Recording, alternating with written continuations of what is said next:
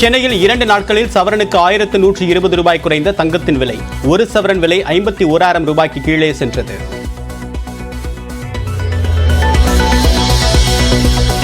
முன்னாள் முதலமைச்சர் கருணாநிதியின் 6ஆம் ஆண்டு நினைவு நாள். அமைதி பேரணியில் சென்று நினைவிடத்தில் மலர் வளையம் வைத்தும் மலர் தூவையும் மரியாதை செலுத்திய முதலமைச்சர் மு.க. ஸ்டாலின்.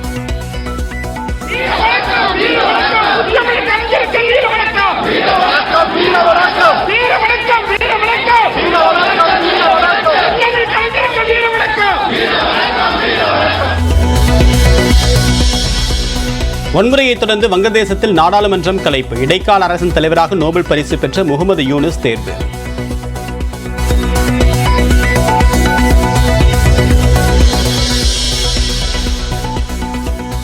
சொத்து குவிப்பு வழக்கிலிருந்து அமைச்சர்கள் தங்கம் தென்னரசு, KKSSR ராமச்சந்திரன் விடுவிக்கப்பட்டதற்கு எதிரான வழக்கு இன்று தீர்ப்பளிக்கிறது சென்னை உயர்நீதிமன்றம்.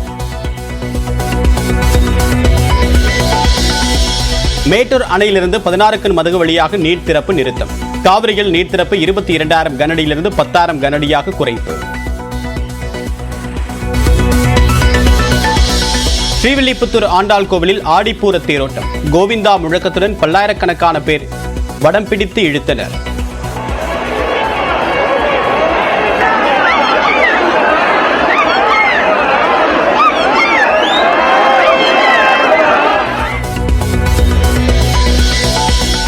தேனி மாவட்டம் கும்பக்கரை அருவியில் வெள்ளப்பெருக்கு. சுற்றுலா பயணிகள் குளிப்பதற்கு தடை.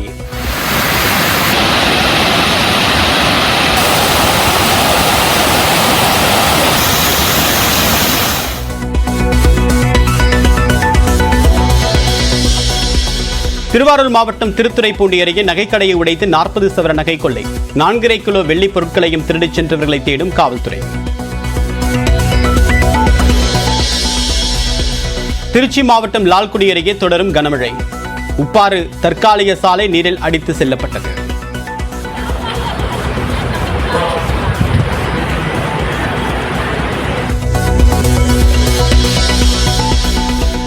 பிக்பாஸ் நிகழ்ச்சியிலிருந்து தற்காலிகமாக விலகுவதாக நடிகர் கமல்ஹாசன் அறிவிப்பு.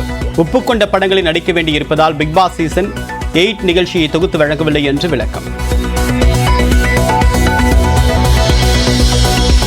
சாத்தான்குளம் அருகே சலூன் கடை உரிமையாளரை காரை ஏற்றிக் கொள்ள முயற்சி. பதபதைக்கு வைக்கக்கூடிய CCTV காட்சி வெளியானது.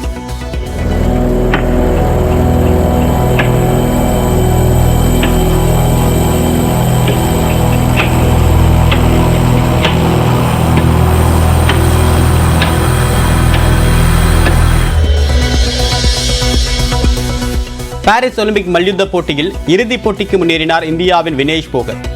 வெள்ளிப் பதக்கத்தை உறுதி செய்தும் அசத்தல்.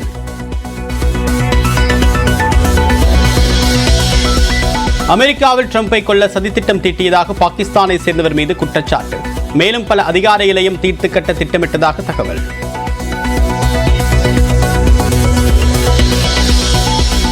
ஒலிம்பிக் ஆடவர் ஹாக்கி அரையிறுதியில் ஜெர்மனியிடம் தோல்வியடைந்த இந்தியா. வெண்கல பதக்கத்திற்கான போட்டியில் ஸ்பெயின் அணியுடன் நாளை பலப்பரீட்சை.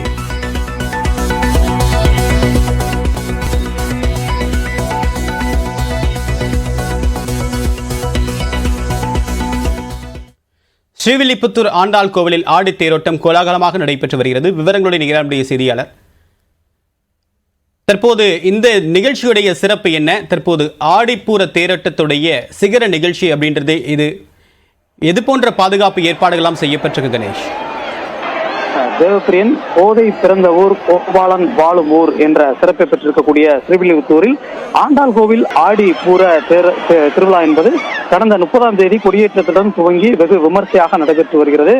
ஆடிப்பூர திருவிழாவினுடைய சிகர நிகழ்ச்சியாக பார்க்கப்படக்கூடிய தேரோட்ட திருவிழா என்பது இன்று காலை முதல் துவங்கி கோலாகலமாக நடைபெற்று வருகிறது. முன்னதாக அதிகாலை 5:30 மணிக்கு பிரம்ம முகூர்த்தத்தில் ஆண்டாள் ரங்கமன்னாருக்கு சிறப்பு அபிஷேகம் செய்யப்பட்டு கள்ளழகர் சூடி கலைந்த பட்டு வஸ்திரம் பரிவட்டங்கள் சாற்றப்பட்டு அந்த அலங்கரிக்கப்பட்டிருக்கக்கூடிய திருத்தேரில் ஸ்ரீ ஆண்டாள் ஸ்ரீ ரங்கமன்னார் பருவ அலங்காரத்தில் எழுந்தருளினார்கள். இதனைத் தொடர்ந்து மாவட்ட ஆட்சியர் மற்றும் ஸ்ரீவில்லிபுத்தூர் சட்டமன்ற உறுப்பினர் மான்ராஜ் ஆகியோர் தேரை வடம் பிடித்து இழுத்து இந்த தேரோட்டமானது பல்லாயிரக்கணக்கான பக்தர்கள் தேரை வடம் பிடித்து இழுக்க வெகு விமர்சையாக நடைபெற்று வருகிறது. தேரை இழுப்பதற்காக 7 வடங்கள் இணைக்கப்பட்டிருக்கக்கூடிய நிலையில் அதில் 2 வடங்கள் பெண்களுக்காகவே ஒதுக்கப்பட்டு அதில் ஏராளமான பெண்களும் கோவிந்தா கோபாலா என்ற பக்தி கோஷங்கள் விண்ணை முட்டும் அளவிற்கு முழங்க இந்த தேரானது ஆடி அசைந்து 4 ரத வீதிகளிலும் வலம் வருகிறது. இந்த திருத்தேரில் எழுந்திருக்கக்கூடிய ஸ்ரீ ஆண்டாள் ரங்கமன்னாரை வழிநடிகளில் இருக்கக்கூடிய பல்லாயிரக்கணக்கான பக்தர்கள் தரிசனம் செய்து வருகிறார்கள்.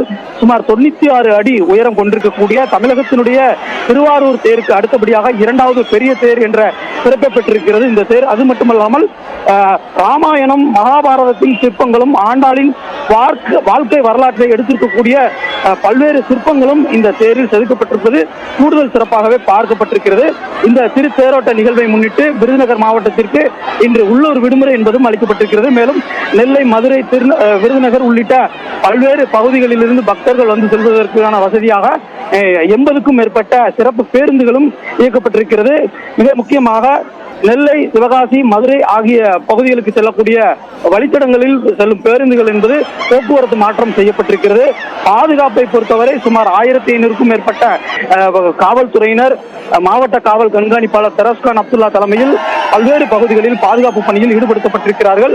அதே போல 200க்கும் மேற்பட்ட சீருடை அணியாத காவல்துறையினரும், அதாவது அந்த கூட்டத்தில் ஏதேனும் அசம்பாவிதம், வழிப்பறி உள்ளிட்ட குற்றச்சம்பவங்களை தடுக்கும் வகையில் 200க்கும் மேற்பட்ட சீருடை அணியாத காவலர்களும் பாதுகாப்பு பணியில் ஈடுபடுத்தப்பட்டிருக்கிறார்கள். அது மட்டுமல்லாமல் 100க்கும் மேற்பட்ட இடங்களில் கண்காணிப்பு கேமரா என்பது பிரத்யேகமாக பொருத்தப்பட்டு கண்காணிப்பு பணியும் மேற்கொள்ளப்பட்டு வருகிறது. அதே போல 10க்கும் மேற்பட்ட இடங்களில் உயர்கோபுர அந்த மின் கோபுரங்கள் அமைக்கப்பட்டு, பாதுகாப்பு கண்காணிப்பு கோபுரங்கள் அமைக்கப்பட்டும் காவல்துறையினர் தொடர்ந்து கண்காணிப்பு பணியில் ஈடுபடுத்தப்பட்டிருக்கிறார்கள்.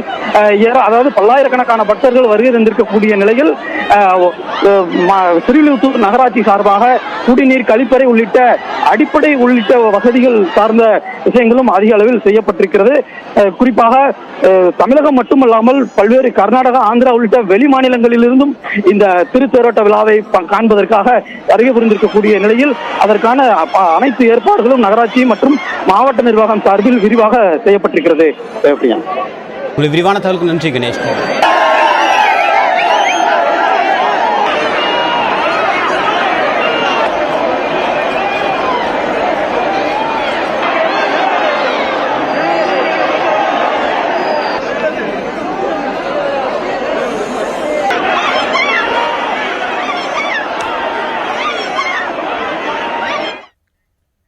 பாரிஸ் ஒலிம்பிக்கில் 2 வெண்கலப் பதக்கம் என்ற துப்பாக்கிச் சுடும் வீராங்கனை மனு பாக்கர் நாடு திரும்பியுள்ளார். டெல்லியில் அவருக்கு உற்சாக வரவேற்பு அளிக்கப்படுகிறது. விவரங்களுடன் ஈரானுடைய செய்தியாளர் முகிலன், விவரம் என்ன?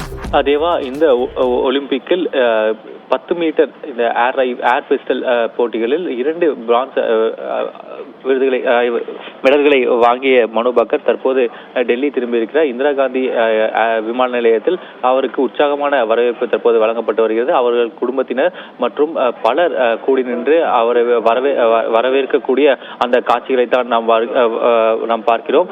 முதன்முறையாக 2 ஒலிம்பிக் போட்டிகளில் 2 பதக்கம் வெல்வது மனு பாக்கர் தான் முதலில் அந்த பெருமையை எட்டியிருக்கிறார். அவருக்கு ஒரு உற்சாக வரவேற்பு தற்போது வழங்கப்பட்டிருக்கிறது. அவர்கள் குடும்பத்தினர் நேரடியாக அந்த விமான நிலையத்திற்கே சென்று அவர்களை வரவேற்று வருகின்றனர். அது மட்டும் இல்லாமல் அரசு சார்பிலும் அந்த விளையாட்டுத்துறையை சேர்ந்த அதிகாரிகளும் தற்போது அந்த விமான நிலையத்தில் சென்று மனு பாக்கரை வரவேற்று வருகின்றனர். அது தொடர்பான காட்சியை தான் பார்த்து வருகிறோம். தேவா, நன்றி முகிலன்.